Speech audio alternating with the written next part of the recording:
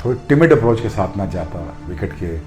মুস্তাফিজের এক ক্যাচ পাথিরানার 4 উইকেটের সমান। দর্শক, মুস্তাফিজুর রহমানকে নিয়ে এবার একই বলল স্পিড মাস্টার শোয়েব আখতার, যা রীতিমতো চমকে দিল সবাইকে। চেন্নাইয়ের হয়ে বোলিং এ দাপট দেখাচ্ছেন মুস্তাফিজুর রহমান, তবে তার সঙ্গে সতীর্থ পাথিরানাও অবিশ্বাস্য বল করে তাক লাগিয়ে যাচ্ছেন সবাইকে। দর্শক, চেন্নাই সুপার কিংস সর্বশেষ মুম্বাই ইন্ডিয়ান্সের বিপক্ষে খেলতে নেমেছিল, আর এই ম্যাচে মুম্বাই ইন্ডিয়ান্সকে 20 রানে হারিয়ে দিয়েছে চেন্নাই সুপার কিংস। আগে ব্যাট করে চেন্নাই 206 রান করেছিল।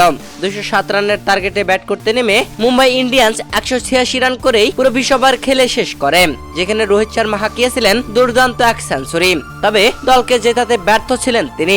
দর্শক, এই ম্যাচে মুস্তাফিজুর রহমান অনেক খরুচে বোলিং করেছেন। 4 ওভার বল করে 55 রান দিয়ে মাত্র একটি উইকেট তুলে নিয়েছেন মুস্তাফিজ, তবে একটি অবিশ্বাস্য ক্যাচ ধরেছিলেন। মুম্বাই ইন্ডিয়ান্সের ব্যাটিং ইনিংসের 8তম ওভারে বল করতে এসেছিলেন মাথিসা পাথিরানা। পাথিরানার করা এই ওভারের প্রথম বলে উইকেট পড়ে ঈশান কিষান। এরপরে ওভারের 3য় বলে সূর্যকুমার যাদব মুস্তাফিজুর রহমানের হাতে ক্যাচ আউট হয়ে প্যাভিলিয়নে ফিরেছেন 0 রান করেই, যেখানে মুস্তাফিজুর রহমান একদম সীমানার উপর থেকে ঝাঁপিয়ে বলটি অবিশ্বাস্যভাবে তালুবদ্ধ করেছিলেন। এই ম্যাচে মুস্তাফিজুর রহমান খরুচে বোলিং করলেও রীতিমতো প্রশংসা কুড়িয়েছেন এমন অসাধারণ একটি ক্যাচ ধরে।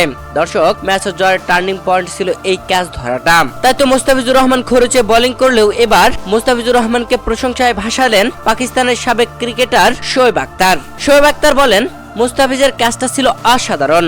ওই মুহূর্তের ওই ক্যাচটা ম্যাচের মোড় ঘুরিয়ে দিয়েছেন, আর দলের এমন অবস্থায় রান দেওয়াটা অস্বাভাবিক না। বাঘা বাঘা ব্যাটসম্যানদের সামনে পড়েছে, পরের ম্যাচে ভালো বল করবে মুস্তাফিজ।